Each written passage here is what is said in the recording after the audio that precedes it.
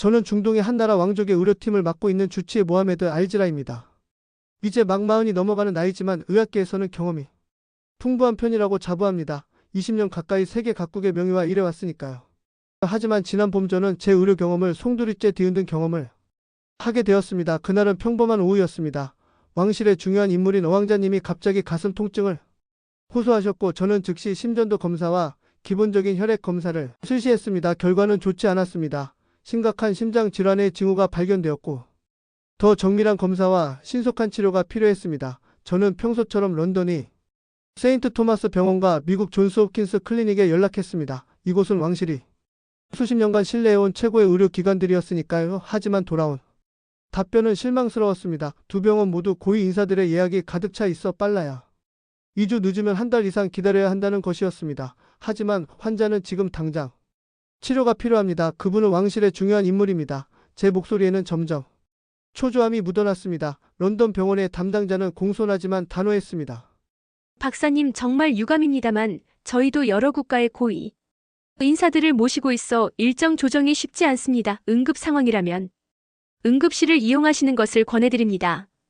응급실이라니요? 왕족에게 일반 응급실을 권하다니 물론 생명이 위급하다면 그럴 수도 있겠지만 그런 공개된 장소에서의 치료는 보안 문제도 있고 무엇보다 A 왕자님의 상태는 응급실 수준이 아닌 정밀한 검사와 전문적 치료가 필요한 상황이었습니다. 미국의 클리닉도 크게 다르지 않았습니다. 최소 2주는 기다리셔야 합니다. 교수급 의료진은 이미 예약이 가득 찼습니다. 실망감에 사로잡혀 있던 그때 왕실의 의료자문 중 한 명이 나세르 박사가 조심스럽게 제안했습니다. 그는 60대 중반에 노련한 의사로 세계 의료계 동향을 꾸준히 살펴보는 분이었습니다. 알지라 박사 한국으로 가보는 건 어떨까요? 서울의 대형 병원들은 최근 몇 년간 놀라운 발전을 이루었습니다. 특히 심장질환 치료 분야에서요. 처음엔 그의 제안이 이해되지 않았습니다. 한국이라니요. 물론 삼성이나 현대 같은 기업들로 유명한 나라였지만 의료 분야에서는 거의 들어본 적이 없었습니다. 저희가 주로 찾는 곳은 항상 영국, 미국, 독일, 스위스 같은 서구 국가들이었으니까요. 한국 병원이요? 나세르 박사님 솔직히 말씀드리자면 저는 한국 의료에 대해 들어본 적이 거의 없습니다. 나세르 박사는 부드러운 미소를 지으며 자신의 태블릿을 제게 건넸습니다. 화면에는 대한민국 보건복지부의 최신 의료 통계 자료가 떠 있었습니다. 작년에만 중동에서 2만 명 이상이 한국으로 의료 관광을 다녀왔습니다. 특히 UAE와 사우디 왕족들 중에서도 여러분이 다녀오셨죠.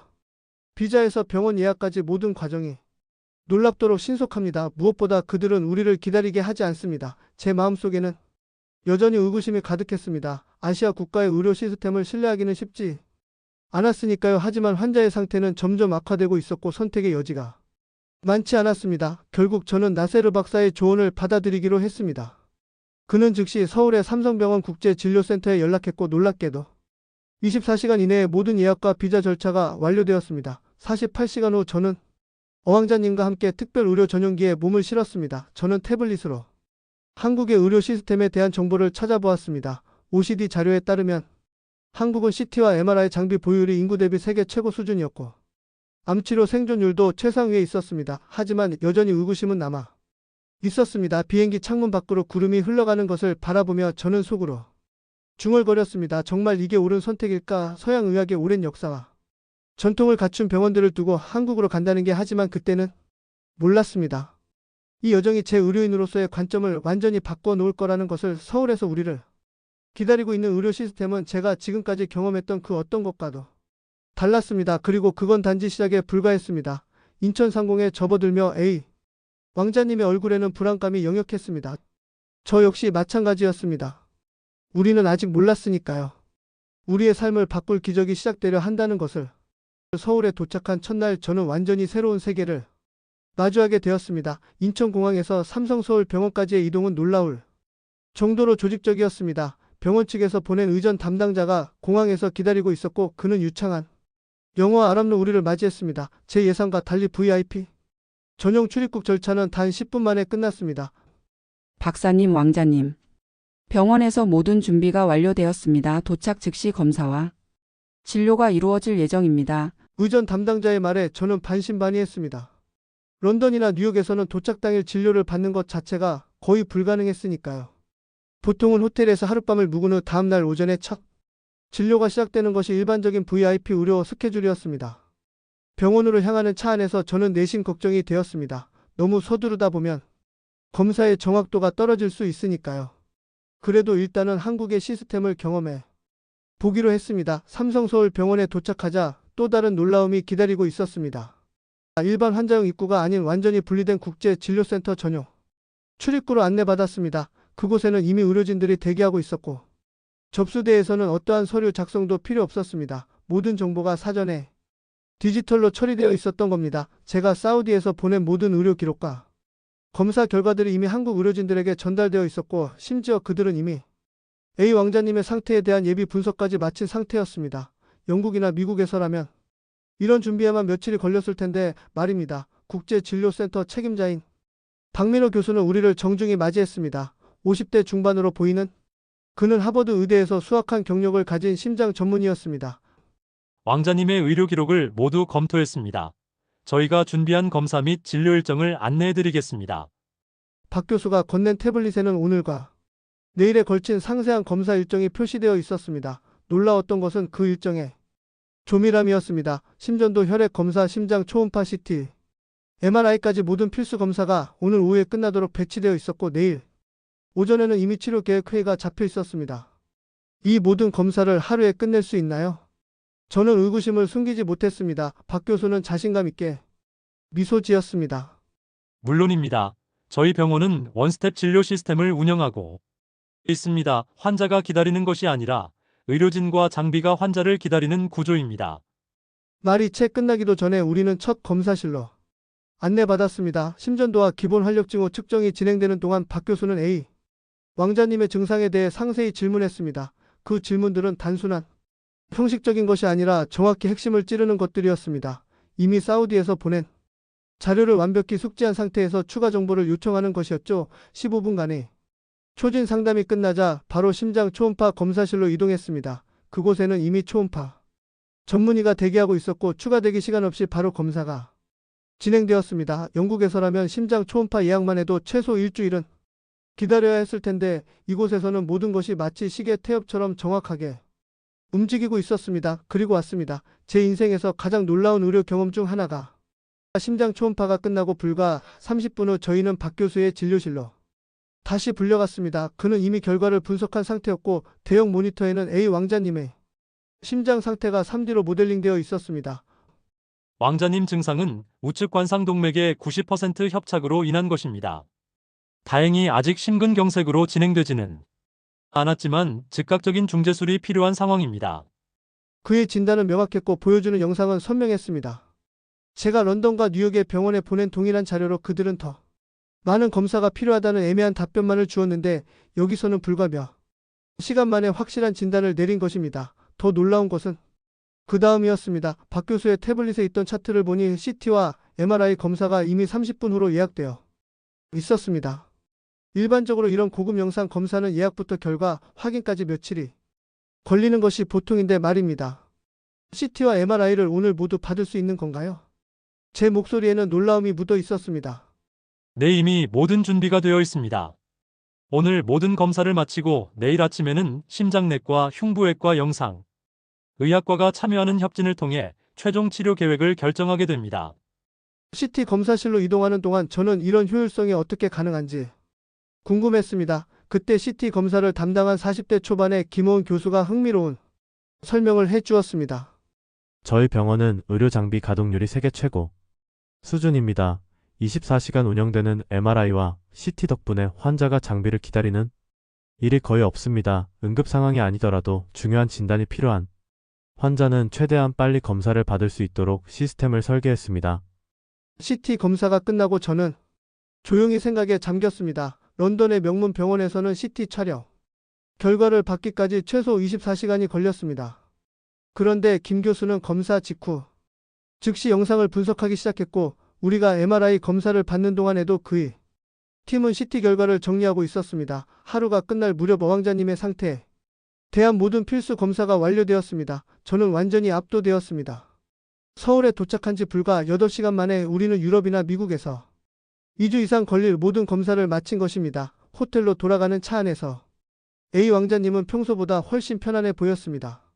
박사님, 이 병원은 다릅니다. 내 마음이 편안해졌어요. 그가 말한 대로였습니다. 이곳은 달랐습니다.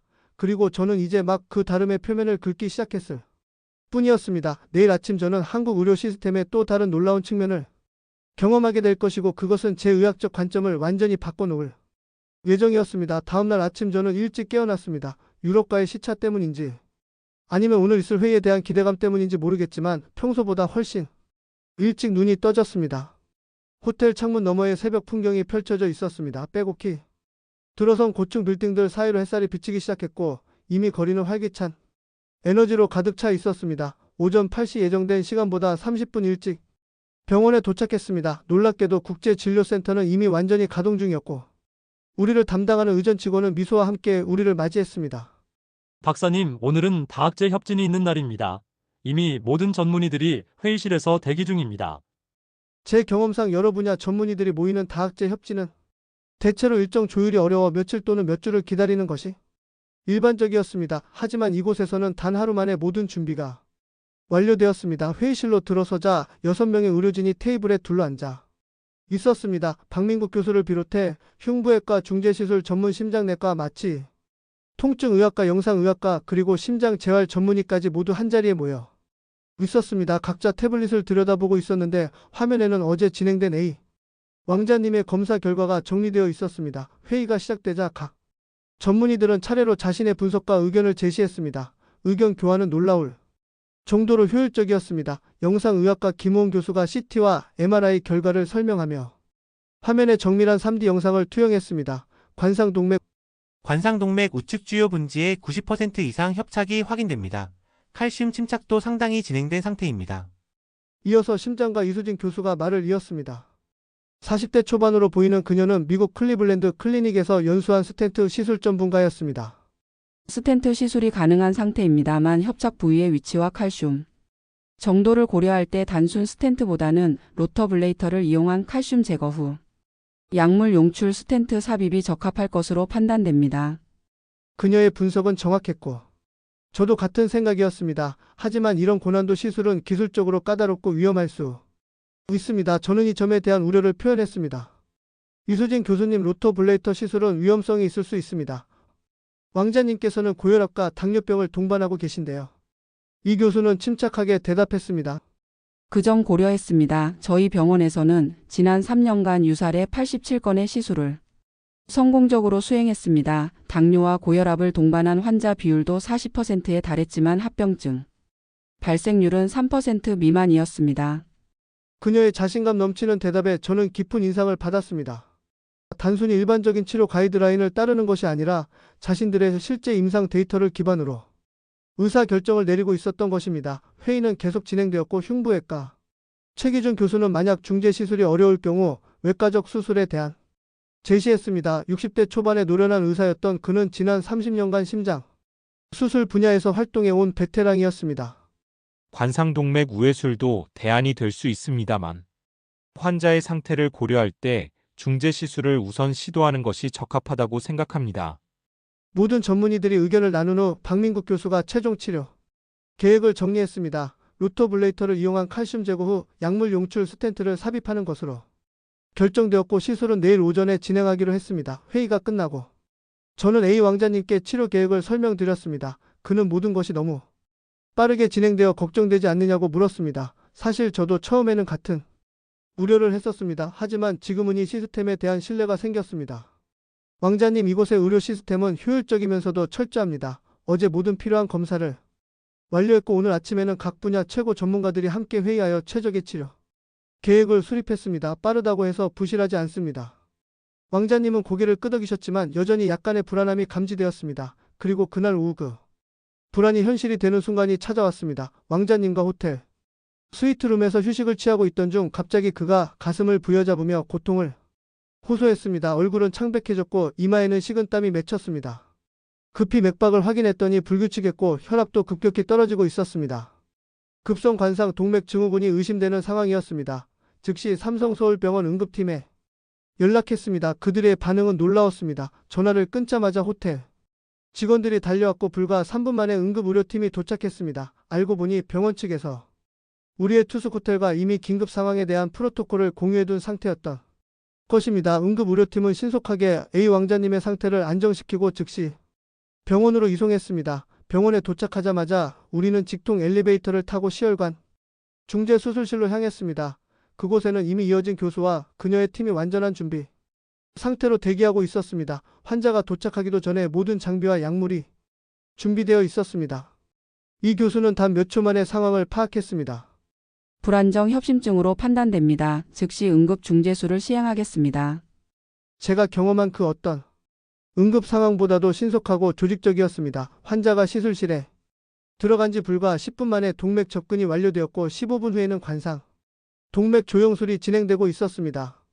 이 과정에서 저는 시술실 바로 옆에 모니터링 룸에서 모든 상황을 실시간으로 지켜볼 수 있었습니다. 조영술 결과 우측 관상 동맥의 협착 부위에 불안정 죽상판이 발견되었습니다. 이 교수는 지체 없이 로터블레이터를 이용해 칼슘화된 부위를 제거하기 시작했습니다. 그녀의 손놀림은 정확하고 자신감 있었으며 시술팀 전체가 마치 하나의 유기체처럼 움직였습니다. 시술이 진행되는 동안 저는 한국 병원의 또 다른 특별한 점을 목격했습니다. 시술실 내부와 외부의 의료진 사이에 실시간 소통이 이루어지고 있었던 것입니다. 모니터링 룸에 있던 순환 기내과 팀은 필요할 때마다 즉시 자문을 제공했고 심지어 마취통증 의학과 의사는 환자의 상태 변화에 따라 실시간으로 약물 투여량을 조절했습니다.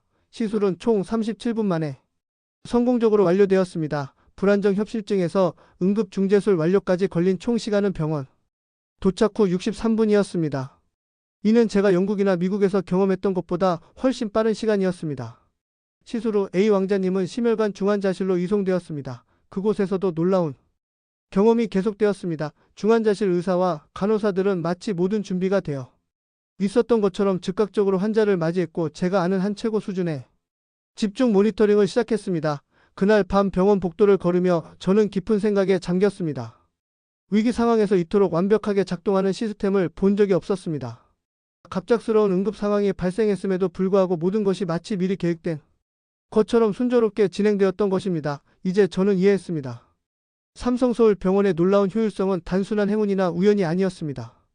철저한 준비와 팀워크 그리고 환자 중심의 시스템이 만들어낸 결과였습니다. 그리고 이 시스템이 A 왕자님의 생명을 구했다는 사실에 깊은 감사함을 느꼈습니다. 수술이 성공적으로 끝난 후 저는 이 경험을 통해 많은 생각을 하게 되었습니다. 왜 중동의 왕족들을 포함한 세계 각국의 VIP들이 미국이나 유럽이 아닌 한국을 선택하게 되었는지 그 이유를 더 깊이 이해하고 싶었습니다. 왕자님의 회복실 앞 대기실에서 저는 우연히 또 다른 외국인 환자의 가족을 만났습니다. 쿠웨이트에서 온 50대 중반의 사업가 아라사드였습니다. 그는 아버지의 간 이식 수술을 위해 한국을 찾았다고 했습니다. 알지라 박사님, 우리 가족은 처음에 독일로 가려고 했어요. 하지만 현지 의사가 한국을 추천했습니다. 이유가 궁금하지 않으셨나요? 아라사드의 질문은 제 호기심을 더욱 자극했습니다. 그는 자신이 조사한 정보를 공유해 주었습니다. 한국의 간 이식 성공률은 세계 최고 수준으로 95%를 넘는다고 했습니다. 더 놀라운 것은 수수 환자 관리 시스템이었습니다. 24시간 모니터링과 개인 맞춤형 회복 프로그램이 환자의 예후를 크게 개선시킨다는 것이었죠.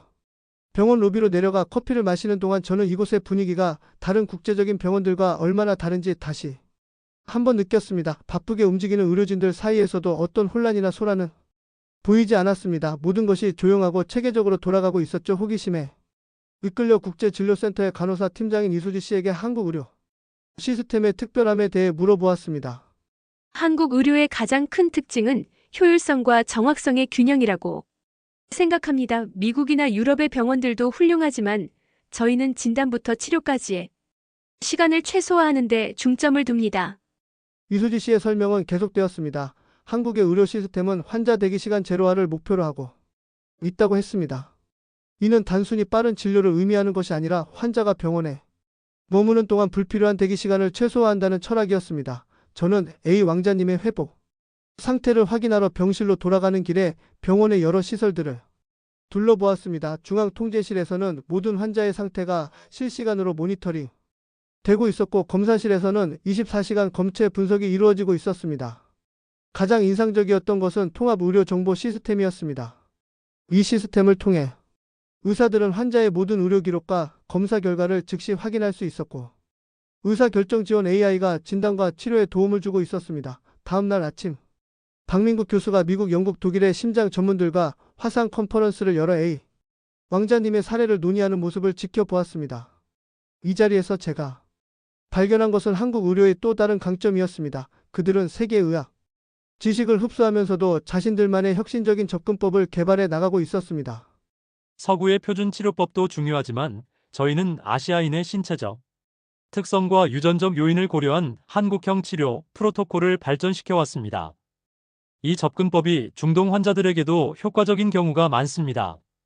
박 교수의 이 말은 제게 깊은 인상을 남겼습니다. 의학은 보편적이면서도 개인과 인종에 따라 맞춤화되어야 한다는 진실을 다시금 일깨워 주었기 때문입니다.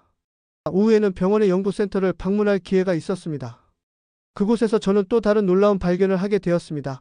한국의 의료 연구는 단순히 서구의 연구를 따라가는 것이 아니라 많은 분야에서 선도적인 위치에 있었습니다.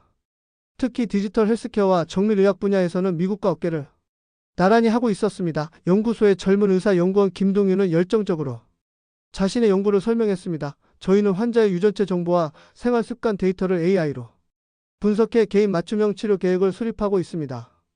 이 연구는 특히 심혈관 질환과 암 치료에서 획기적인 성과를 내고 있습니다. 그의 설명을 들으며 저는 한국의 의료 시스템이 왜 이렇게 효율적인지 이해하기 시작했습니다. 그것은 단순히 최신 장비를 갖추었기 때문만이 아니었습니다. 데이터 기반의 의사결정, 환자 중심의 치료 철학, 그리고 끊임없는 연구와 혁신이 이들의 성공 비결이었습니다. 병원 식당에서 늦은 점심을 먹으며 저는 옆 테이블에 앉아있던 서구권 의사들의 대화를 우연히 듣게 되었습니다. 그들은 의료 연수를 위해 한국을 방문한 호주과 핀란드의 의사들이었습니다. 한국의 암 생존이 OECD 국가 중 최상위권인 이유를 이제 이해하겠어. 그들의 조기 진단 시스템은 정말 놀랍다니. 맞아. 특히 위암 치료 성적은 일본과 함께 세계 최고 수준이지. 이전에는 동아시아 의학을 과소평가했던 것 같아. 그들의 대화는 계속되었고 저는 묘한 자부심을 느꼈습니다. 제가 한국인도 아닌데 말이죠. 아마도 A 왕자님을 이곳으로 데려온 사람으로서 그의 치료가 성공적으로 진행되고 있다는 사실 때문일 것입니다. 저녁에 호텔로 돌아와 노트북을 펼쳐놓고 저는 지난 며칠간의 경험을 정리해 보았습니다. 한국 의료의 강점은 크게 네 가지로 요약할 수 있었습니다. 첫째, 세계 최고 수준의 의료 인프라와 장비. 둘째, 진단부터 치료까지의 신속하고 효율적인 프로세스. 셋째, 데이터와 AI를 활용한 정밀한 의사결정 시스템. 넷째, 끊임없는 연구와 혁신을 통한 독자적인 치료 프로토콜 개발.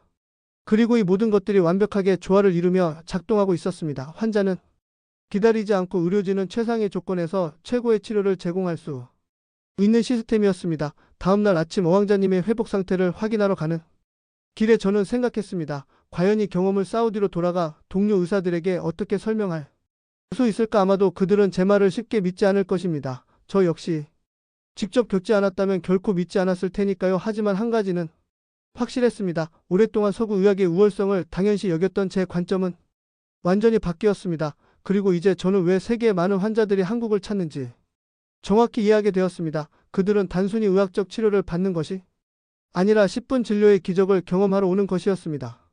어왕자님이 태어나던 날 서울의 하늘은 유난히 맑았습니다. 스텐트 시술 후 일주일간의 회복 기간을 마친 그의 얼굴에는 건강한 혈색이 돌아와 있었습니다. 사우디로 돌아가기 전 우리는 박민국 교수와 마지막 회의를 가졌습니다.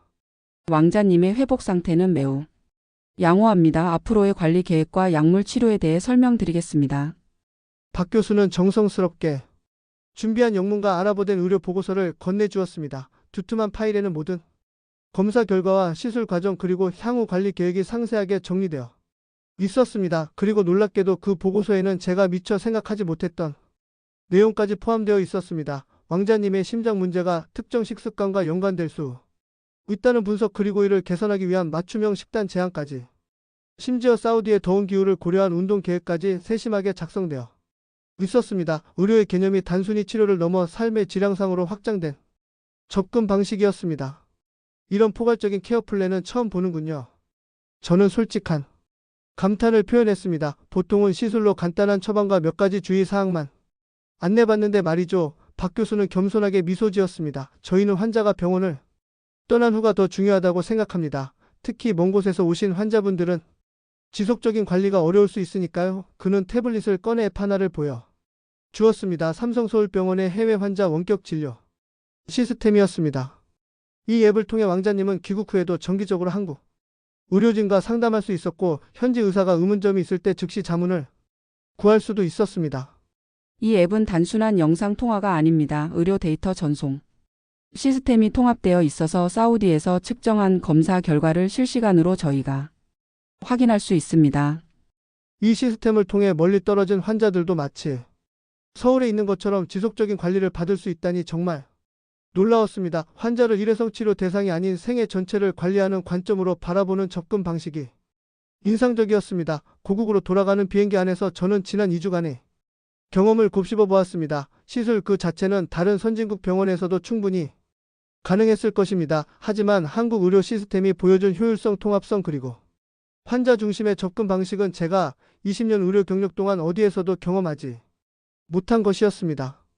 귀국 후 일주일 만에 저는 왕실 의료위원회에 공식 보고서를 제출했습니다. 그리고 그 결과 수십 년간 유지되어 온 왕실의 의료 관행에 전례 없는 변화가 일어났습니다. 어왕자님이 직접 나서서 한국과의 의료 협력 강화를 제안했던 것입니다. 우리는 너무 오랫동안 서구 의료에만 의존해 왔습니다. 이제는 시각을 넓혀 최고의 의료 시스템을 찾아야 할 때입니다. 그의 말에 왕실 의료위원회는 처음에는 회의적이었습니다. 몇몇 나이든 위원들은 아시아 국가의 의료 시스템을 신뢰하기 어렵다는 기존 관점을 고수했습니다. 그러나 A 왕자님의 눈에 띄는 회복과 제가 제출한 상세한 보고서 그리고 박민국 교수팀과의 원격 화상 미팅 이후 위원회의 태도는 서서히 바뀌기 시작했습니다. 결국 왕실은 두 가지 중요한 결정을 내렸습니다. 첫째, 왕실 가족과 고위 인사들의 심장 및 암 치료를 위한 우선 협력 병원으로 서울의 병원들을 지정하는 것. 둘째, 국가의료진 일부를 한국에 파견해 그들의 의료 시스템과 운영 방식을 배우는 프로그램을 시작하는 것이었습니다. 이 결정은 곧 중동 전역에 파문을 일으켰습니다. 중동 주변국 왕족들 사이에서도 한국 의료에 대한 관심이 급증했고 아부다비의 왕족 중 한 명은 제게 직접 연락해 조언을 구하기도 했습니다. 흥미로운 것은 이렇게 중동의 VIP 환자들이 서구에서 아시아로 방향을 전환하기 시작한 현상이 CNN과 BBC 같은 국제 언론에 보도되면서 전 세계적으로 주목을 받기 시작했다는 점입니다. 2024년 3월 CNN은 세계 VIP 환자들 한국 병원으로 이동 중이라는 제목의 특집 기사를 내보냈고 그 기사에서 저는 직접 인터뷰에 응하기도 했습니다. 현대 의료에서 가장 중요한 것은 정확한 진단과 신속한 치료입니다. 한국의 병원들은 이 두 가지를 놀라운 수준으로 통합해 냈습니다. 그들은 환자가 기다리게 하지 않습니다. 인터뷰 이후 더 많은 국가의 의료 전문가들이 한국 의료 시스템에 관심을 보이기 시작했습니다.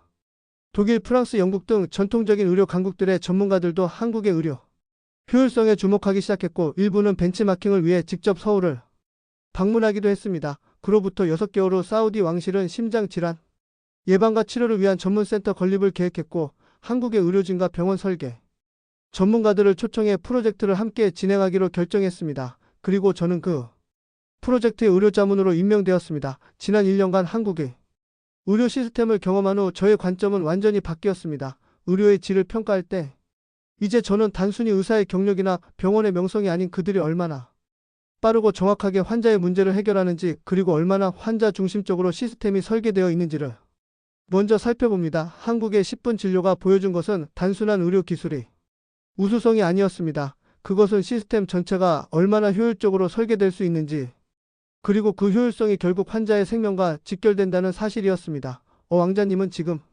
완벽하게 회복되어 일상으로 돌아갔습니다. 그는 매일 아침 산책을 하고 식당을 관리하며 정기적으로 한국 의료진과 원격으로 상담합니다. 그의 심장 건강은 시술 이전보다 오히려 더 좋아졌습니다. 그리고 저 모하메드 알지라는 오늘도 환자들에게 같은 말을 합니다. 세상의 모든 병원이 한국을 배워야 합니다. 한국의 병원은 기다리지 않고 생명을 구합니다. 구독자님들 오늘 사연 잘 들으셨나요? 오늘의 사연 중 가장 인상 깊은 부분을 댓글로 공유해 다른 분들과 함께 의견 나눠보세요. 끝까지 들어주셔서 감사합니다. 오늘도 좋은 하루 되세요.